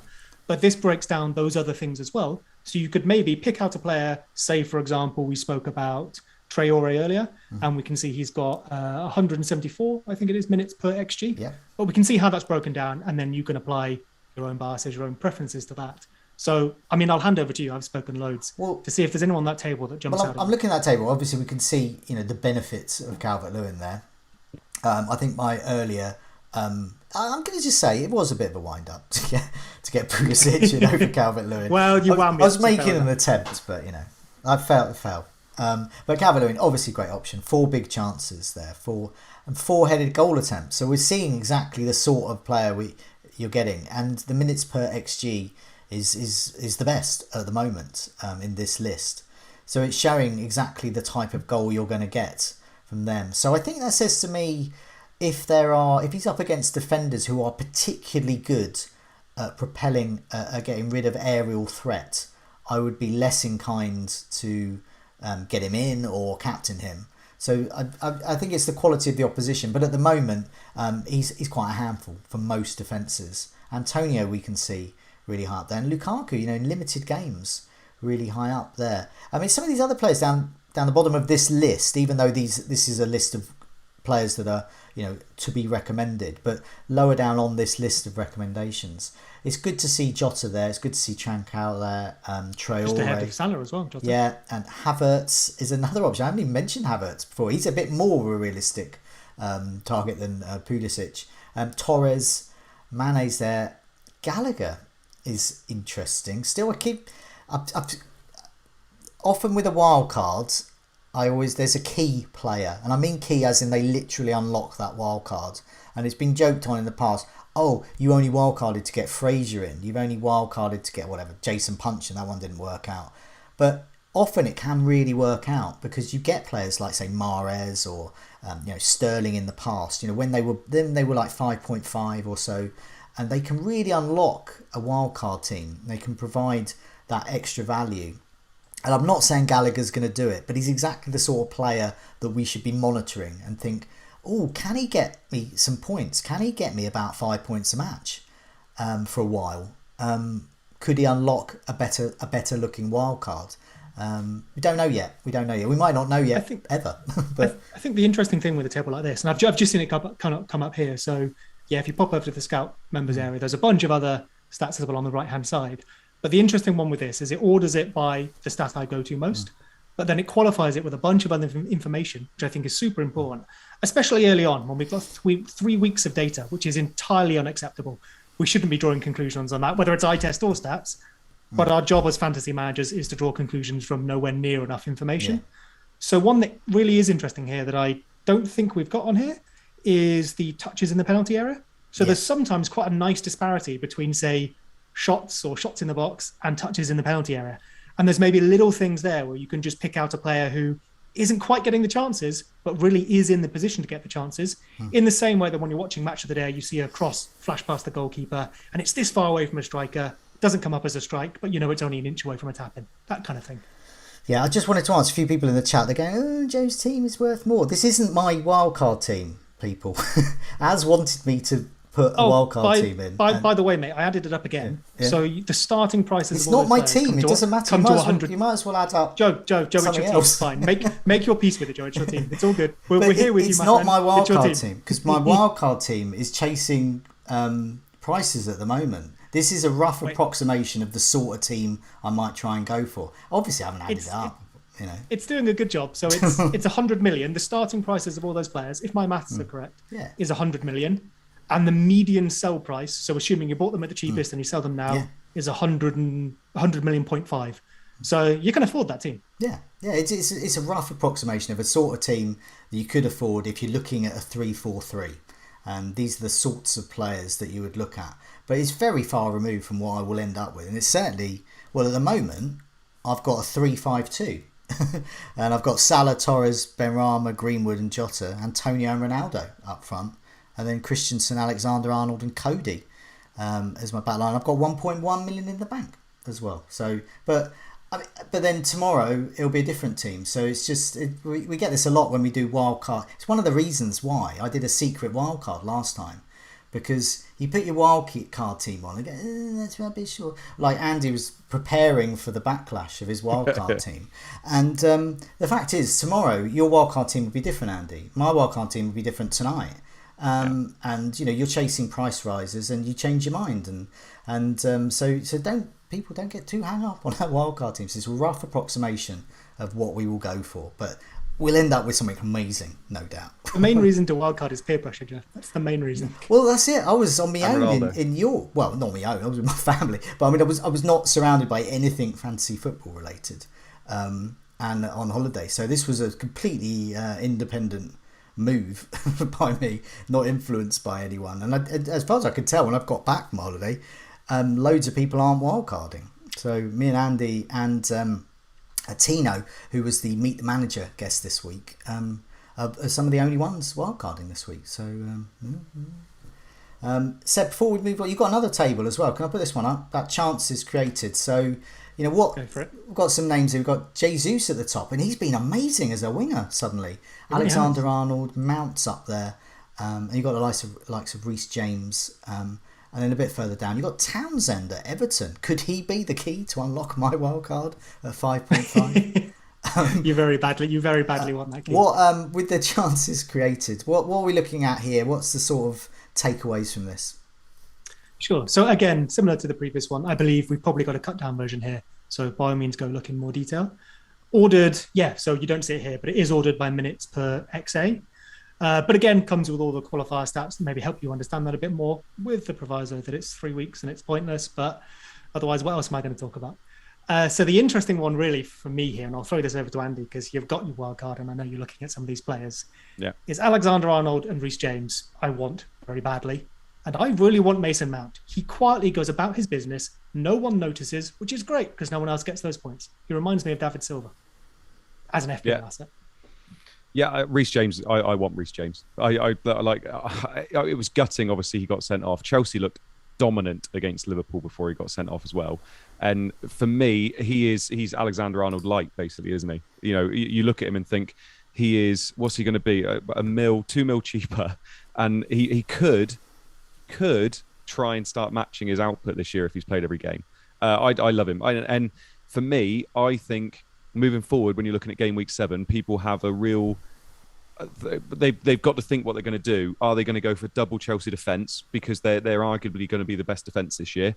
Or are they going to go for Mount? And I think I'm edging towards double defence because I think Reece James edges it for me. I feel like the fact they're going to be keeping a lot of clean sheets in that run, and if he is nailed, which he could be moving forward, he's going to get those attack and returns as well, I think he edges it for me over Mount. I feel like Mount is one of those players where he makes a lot of sense and he's a sensible pick, but he doesn't excite me at all as an asset.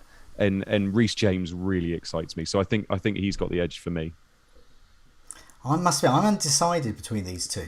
And exactly what Andy was saying about the double defence, James and like a Rudiger or Christensen, and with Lukaku. But Mount does intrigue me. He's a player, since he's been in the Premier League, I haven't really owned him for more than a couple of weeks at a time, I don't think. And he's someone I've always looked at and thought, why don't I have him in for longer? Because he quietly ticks along, doesn't he? He keeps getting those assists and goals, and he's really good. It's a really good FPL asset. But for some reason, like I guess what you were saying as well, it just seems boring, doesn't it? Yeah, it does, and that's the thing with him. Like, I think a lot of people own him, and a lot of people will be very happy with him, but he kind of ticks along, like Seb said, and it depends. You don't want loads of players in your team that are just going to tick along, do you? So I suppose if he's your only one and he is your Chelsea asset in that nice run, then it's not a bad move. But I think I would be looking for that double Chelsea defence in Lukaku personally. Yeah, definitely. I'm undecided, but yeah, it's going to be it's one of those two. I think I want to triple up on Chelsea come game week 7. That's why I definitely want one now. So it looks like people aren't very happy with me in the chat saying that Chelsea looked good against Liverpool before the sending off. I thought they looked really good. Yeah. I thought playing away from home against Liverpool, I thought they looked very good personally. But there you go. No, I think they did, but differences of opinion and all that. Yeah. Let's move on to the fixtures. So we put these fixtures up earlier. These is next 4, and this shows why we've been talking about Wolves assets quite a lot. Got Watford, Brentford, Southampton, Newcastle. This carries on. So in 4 weeks' time, we're going to be showing more good fixtures for Wolves. Watford's fixture's good, which is why the likes of Sissoko, Sarr, and Bachmann in goal are good assets to have. Arsenal, this is where their fixtures get better. Can Arsenal get better? Well, they've got every chance with Norwich, Burnley, Tottenham, and Brighton. Leeds get better, Norwich get better, but it's right down the bottom. We can see that Villa's, their fixtures, as we knew they would, drop off a cliff with Chelsea, Everton, Manchester United and Tottenham coming up. Southampton's not so good. We've got West Ham and Wolves, but they've also got City and Chelsea. That's the worst, really, and Palace as well. So I was talking about the likes of, say, Gallagher. These are sort of watch list players to keep an eye on, and especially perhaps Guita. And one option I have been toying with is Brentford's goalkeeper and Guita. And one of the reasons is I haven't seen Guita on any wildcard teams, but one of the reasons is because both of those keepers pass out from the back quite a lot. There's something they're doing now, so there's more chance, and this is partly with my Sky head on. There's more chance of bonus in that game, but also in FPL as well. If they can keep a clean sheet, there's much more chance of them getting bonus because they're a bit more involved in the play. Is Guaita passing out from the back under Vieira? That's something that is happening more, and it's also they are not conceding many shots in the box, I believe. Now that may be corrected. I've done very limited research on this about a week ago, so that may be corrected by people in the chat, and feel free to. But when I was looking at it, it looked like Crystal Palace were being quite good at not conceding lots of chances in the box compared to lots of chances outside the box, which are much easier to save, and if they're saving more, they're getting more points, and that's what you're looking at from these cheap goalies. The Brentford's Palace matchup is not great rotation wise, but I've never particularly been keen on rotation because sometimes you can get a really good haul from a goalkeeper in a tough fixture, but it's not something I rule out going for double 4.5 goalkeepers. And I think it's quite a sensible policy because you might be wrong with one and you've always got the other one to step in, and go for goalkeepers that are showing good stats. So apologies everyone, I haven't really looked into that in detail, but over the next week or so I will dazzle people with goalkeeper stats, but it's something I'm considering, and people should have a look in the members area to that. But yeah, looking at these fixtures before we move on, anything, we've pinpointed some of the good and the bad. Any other fixtures spring out over the next 4 weeks? To be honest, the only thing I will say is that those fixtures, when you look at Wolves and you look at Watford, you look at Arsenal, and then Norwich are there as well, they're teams that haven't started well. So it's teams, if you are wildcarding and you are going all in on some of these players. I've seen people with triple Wolves, I've seen people with double Arsenal, and you look at it and think, I feel like it could be a tad risky. I'm looking at it, I'm going Traore, I'm going Sa, and it could be risky because are these teams just not good teams, or have they had bad starts and they're going into good fixtures? So it's interesting looking at that personally. It's an interesting one for the old form versus fixtures, if that's time. what you want to call it. We've only had 3 matches. Is it because a team is bad, or is it because they've played really hard opposition and now therefore they have easier opposition? So we'll probably know just in time for the run to be over. Yeah. I mean, looking at this, someone in the chat as well, someone's saying I've lost the plot apparently about the Pulisic is better than Calvert-Lewin. They're mean in the chat tonight. They're mean. They're always mean. They're horrible. Yeah. But they were. That was a joke earlier. We love you really. But yeah, someone that's Chinsasua. So apologies if I pronounced your name wrong. But you were looking for a Guita rotation partner. So he's actually thinking of Guita there. And looking at that, obviously Brentford's option is not great. It's okay though.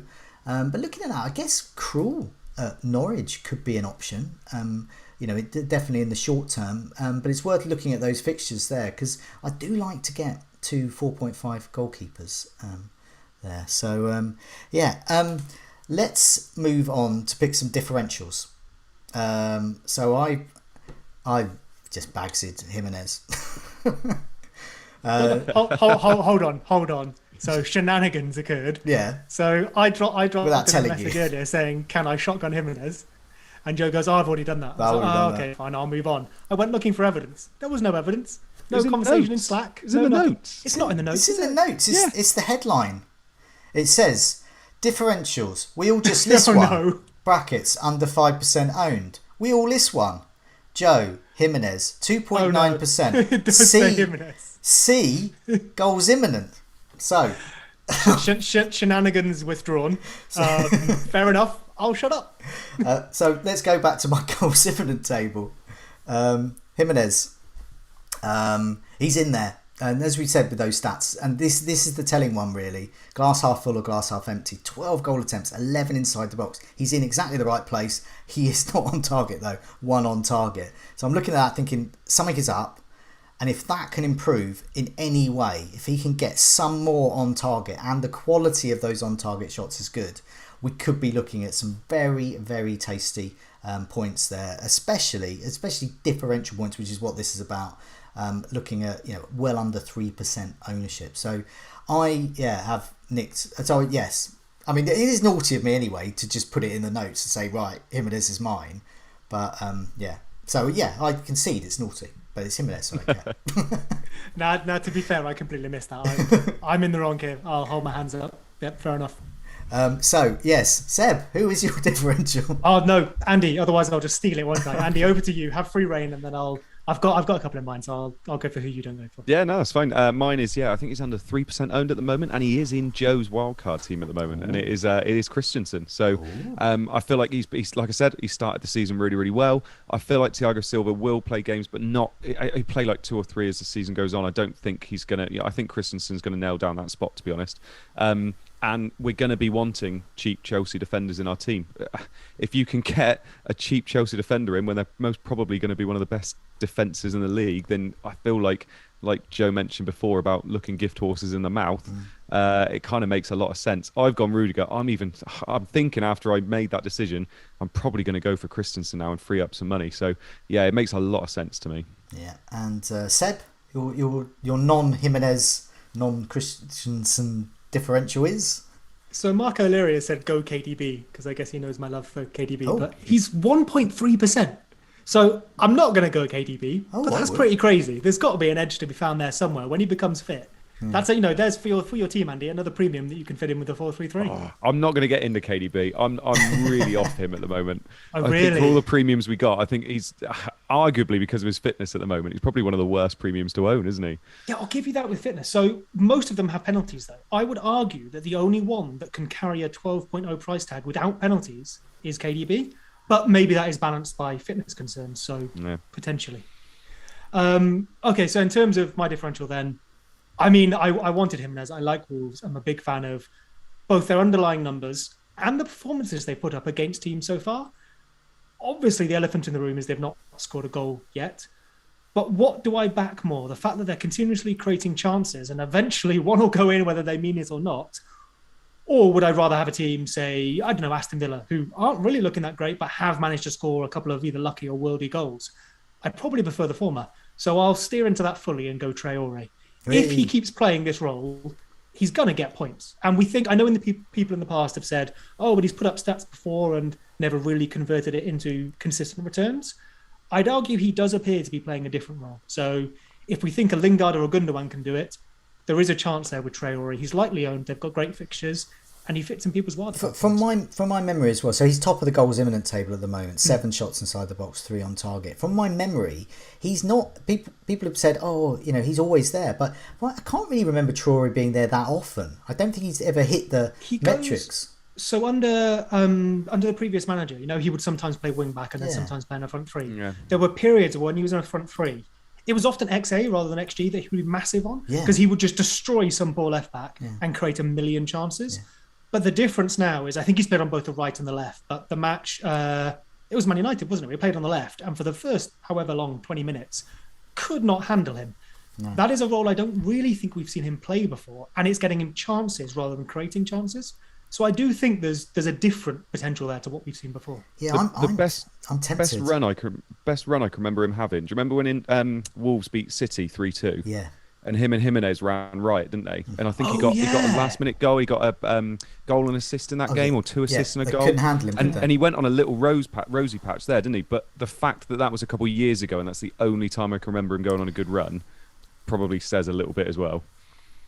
Okay, so it's been an hour and a half. It's flown by with all the abuse we've been getting with our wildcards. That's what it is. So let's move on to something a bit nicer. So we have been managing a team. So I'll put this up. I'm going old school with this one because, as quite rightly, you'd had enough of fiddling around on Photoshop. So much more expertly than I can. So I've gone old school for this one. And this is Alex's team. He's a veteran FPL manager, Alex Braithwaite. He's had to take a break from FPL for mental health reasons, and so he's never finished outside the top 100k. And last year was 84th in the world, so he's really good. A very respectable score of 69 last week, and he's up to 373k. But you burned to transfer in my absence, and I look at Simicast there, and I rue the day that he wasn't changed to Livramento, just to tidy it up a bit. Yeah. So his teams. Alex, I'm really sorry. We changed the captains, we changed the lineup, we got it all set. We talked about the transfers, and then the weekend came. I'm really sorry. Who was the captain? Was Fernandes the captain? We're not sorry. We would have got rid of Buendia. Andy's not sorry. No. True, we probably would have got rid of Buendia. Yeah. That is true. Yeah. We did the right thing. We left it. Yeah. Not for the right reasons though, right? Like, no. Okay. Go with Andy. It's worked out well. But we're in a bit of a pickle next time. So we've got 2 free transfers. This isn't. I'm not going to wildcard. I don't think we should wildcard this. But we might get some people in the chat, and feel free to have to chat with us on Twitter about this as well. But there's issues with Barnes when Dia's obviously not playing. I don't know where he is, in a prison or something. But for whatever through health document irregularities. Nothing untoward, or that untoward. We've got Ings, who probably needs removing. You can't rely on Brownhill, Simicast, or Ayling. So, and it's Ronaldo-less as well. And I think, I don't know about you, but I think maybe this take a risk and not go with Ronaldo, and try and just. So I feel like we have more problems to solve with Barnes, Buendia, and Ings. Yes. Like we mentioned earlier, this is one of those examples where. Is Ronaldo going to score enough to make it worth it? I don't believe so. So we probably use our 2 transfers on, say, like a Calvert-Lewin and a midfielder. Yeah, I was thinking that as well. Ings out to a striker, and then Buendia or Barnes out for a midfielder. The simulcasting is so annoying because we can't get to Jota without removing Simicast. And we've got nothing in the bank. So it would be, I don't know if that's entirely possible. We're going to have to do without some of the key players. I don't know what you two think about maybe Lukaku in. I was just about to ask that, whether what we do in wildcarding in 7 or 8.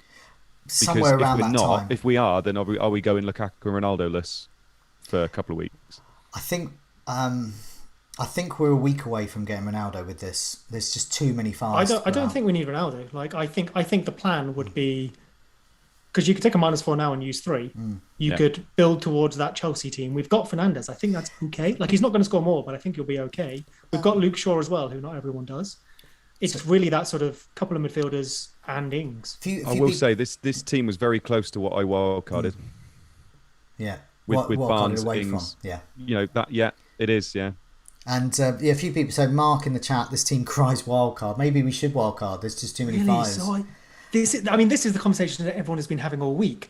I don't think teams that look like this. I mean, this one's closer with the sort of Barnes and Wendy who I don't want to get rid of. But I don't think teams that look like this need wildcarding. It's he does have Ronaldo. 2 free transfers though. He's got 2 free transfers. I think if we're not going to wildcard, I think we should take a hit to tidy up the fires. And I would fancy, if Lukaku is definitely fit, getting Lukaku in and captaining him, because that's a good differential against those who've got Ronaldo. I think if you're not going to captain Ronaldo, you might as well get the sort of second best striker at the moment. Villa are very depleted in terms of, as they've come back from the international break. So I think Ings and trying to find 3 million from somewhere across 2 other players could be an interesting way to go. See, I just look at it this is my issue I had. You look at that bench and you think Ayling I don't want anymore, Brownhill I don't, Simicus I don't, because you can't get that thing. I think wildcard could be justified, but I can understand it. I think it's going to be down to Daddy Joe. See, I'm wildcarding already. And I don't know Seb doesn't want it. I want it. I think it's going to be down to Daddy Joe. I mean, logically, I'm going to be, partly I don't want to do it because I'm already wildcarding, and there's the overhaul, effectively a wildcard in Sky. And so to the pressure of wildcarding, especially when Seb doesn't particularly want to do it, it'd be good when there's a week when all 3 of us wanted to do it, maybe. If we do wildcard, I'll happily take that on because obviously I'm not doing mine. But I feel like it's... So we wildcard because we want to go like, Lukaku or Ronaldo. But if we were content without them, and like my team has neither Lukaku or Ronaldo, and I'm really happy. The mid-price strikers are brilliant. Like Calvert-Lewin, Antonio, Bamford's coming up, who no one's really mentioned in this show. There's so many good options there. You don't need Lukaku or Ronaldo. So then it's a question of fixing our issues. And I think we can do that with 2 or 3 transfers. Okay, so issue-wise, Buendia, I'm looking at that. Buendia, Barnes and Simicas are the ones I would say are issues because Danny Ings can score against anyone. So it's tough though, isn't it? Because there's not... The players that you want, you can't quite get to with those. That's the problem. Something we're going to have to look at there. Lots of people are saying wildcards. I don't know if we're going to get our head around that this time. And I think we might be in a better place to do that game week 7 or 8. I don't know. Andy, you want to wildcard this because it's basically your team, so you wildcarded it. So basically, it's the reason why I got wildcarded because I felt like I could get to the team that everybody was going to get to in 7 or 8 anyway, and make up the ground. But it's the fringe players, which is what we've mentioned already. That's what I hate as well. That Simicus blocking another Liverpool move, and it's players that won't give you value up top, which is what you want. To be fair on I was going to say if we wildcarded this, I'd be minded because we want to sort of keep it sort of low maintenance and not ruin it too much. But we could go for an audacious Lukaku and Ronaldo move. Seb hates it. Look at him. I'll happily. Naturally, I guess I want to play like devil's advocate to your suggestions, just cause happily be outvoted and then happily build towards a wildcard. Okay. If we wildcarded again with Ronaldo and Lukaku, it's an option, but is that just cause as opposed to neither of you are going that route? Well, or just tidy it up a bit. Ings to Calvert-Lewin or Jimenez and Barnes or Buendia to whatever money we've got. So that could be Rafinha, could be Traore, someone like that. I love the Lukaku move as well. I think it would be the -4 or wild card for me, this team. Yeah. Okay. Yeah. We'll discuss it. Lukaku idea. I'll have a look at it a bit more and then we'll put some over the next couple of days in Twitter. We'll have a think about it. But yeah. I have an idea. How about this? We could just completely forget about it and probably be outscored by it. And do nothing. And that's exactly what will happen. So yeah, Alex, we've been managing your team really excellently by doing nothing so far. So, Seb, let's have a look at your team. Oh, sure. So this is your team that you're going in with. So you've got a 3-4-3. So do you want to just run us through your team for game week 4? Yeah. Is this like mine, a rough approximation, or is this more or less what you're going to go with? So I think this is accurate. Obviously, I don't think it's come up on the screen yet, so I'll guess it's correct. What I've got in front of me is basically what I had last week. So Sanchez in goal, Alexander-Arnold, Shaw, Luka at the back, Salah, Fernandes, Benrahma, Rafinha, and Calvert-Lewin, Antonio, Wilson, with Steele, Livramento, Brownhill, and Tsimikas on the bench. Although Tsimikas might be Williams now for the 0.1. Obviously, if I end up with Calvert-Lewin injured, Wilson injured, Firmino guaranteed out, so there's the Jota option there. If I end up with, say, 2 or 3 things that I'd like to change, there's a chance I'd do a late wildcard. But at the moment, I really don't want to. It would only be if, I end up with a team that doesn't work anymore. And I'd be happy with, say, just a Wilson to a Jimenez if he's injured. Like I say, I really like those mid-price forwards. I would go for a premium forward if it was on the table, but it isn't really for me. And I see no reason to run away from some really good options just to try and get something new and shiny.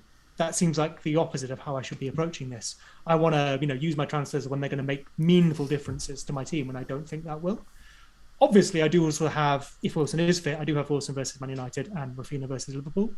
Probably happy to carry that. Again, if I fall a few points behind you two, that's fine because I've still got a wild card.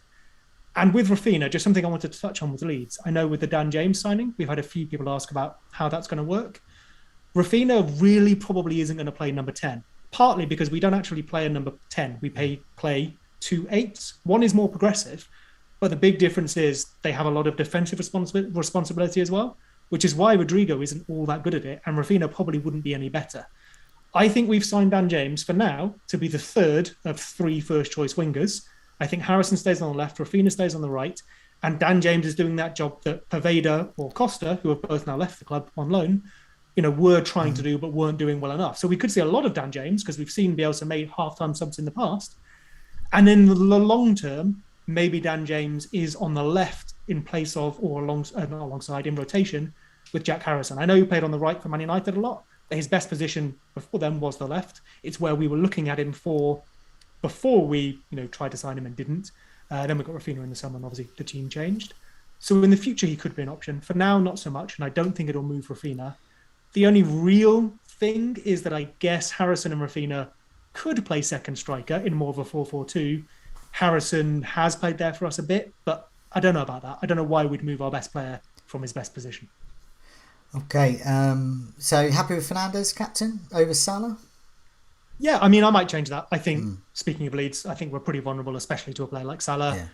But if Ronaldo had never come to the Premier League, I think a lot of people would be on Fernandes this week. So I'm pretty happy to stay there. What I like about Salah is he's been rested largely. He's had 1 game, I think, but he hasn't done the 2 or 3 games that a lot of players have had. And Fernandes has been irregular there with Portugal. Not to say that he's not going to arrive back all chipper, but I do think that might weigh on me a little bit. And there's always the Antonio option as well. Yeah, I'd probably stick with one of the two. I think Antonio. Go.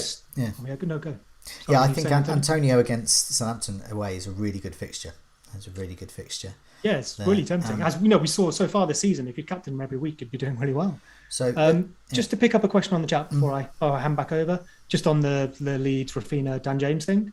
Someone mentioned, I think it was Michael, that Bielsa's mentioned in a press conference about Rafinha playing central. Unless he said something new that I've missed, which he might have done, he did mention something a long time ago when Rafinha first signed, but it was kind of taken out of context. He mentioned that, Rafinha could go through the centre. He meant second striker, if I understand, not like a number 8 or number 10.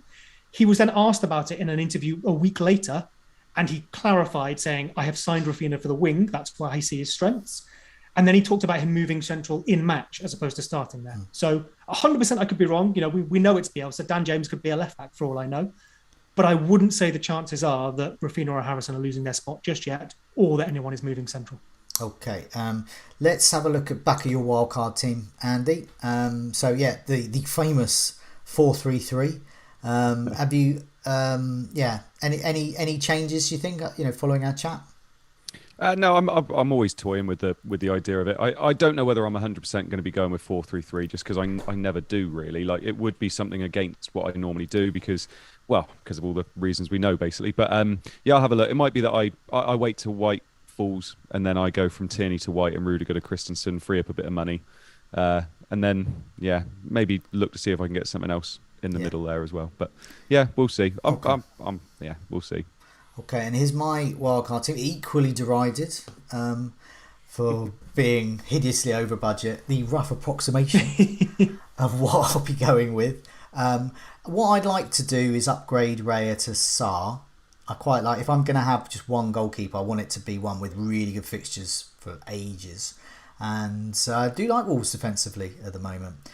Christensen is probably going to stay. I don't think Shaw's in my current lineup.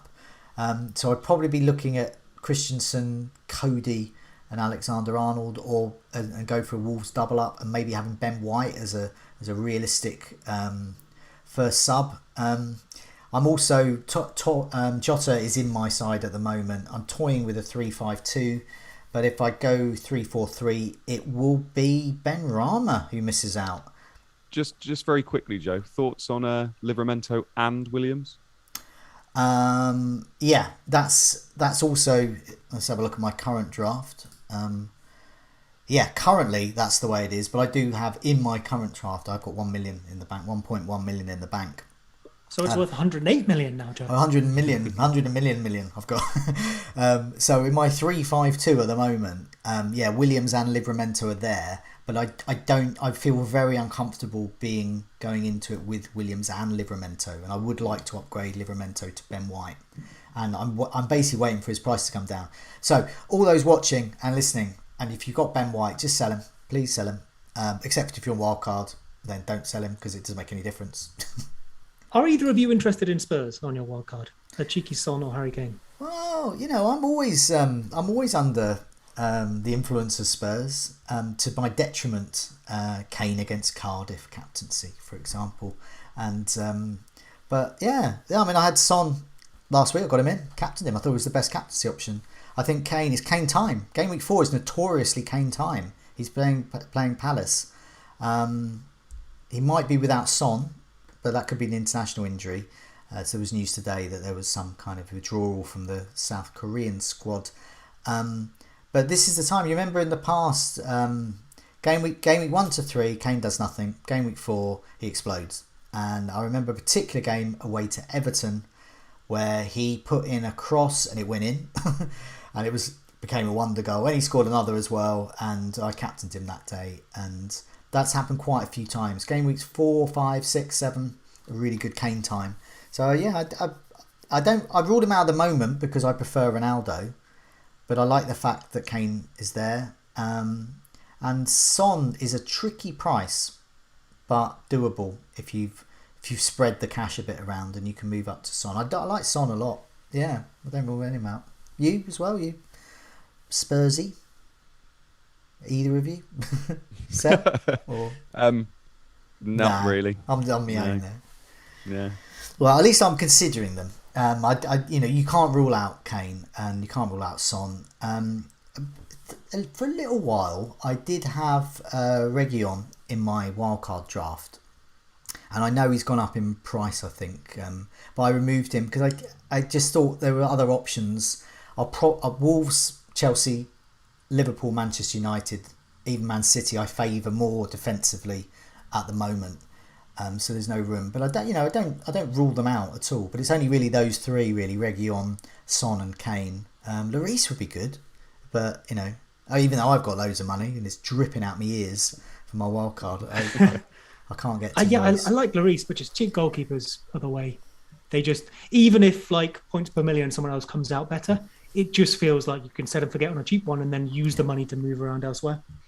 Drew Shape in the chat was just asking me about Jota there. I just want to reiterate, if I got Jota in, and Jota is currently in my squad, it would be Calvert-Lewin to make way in a 3-5-2, or Ben Rama would make way essentially in a 3-4-3. So it would be one of those two, I would imagine, would make way.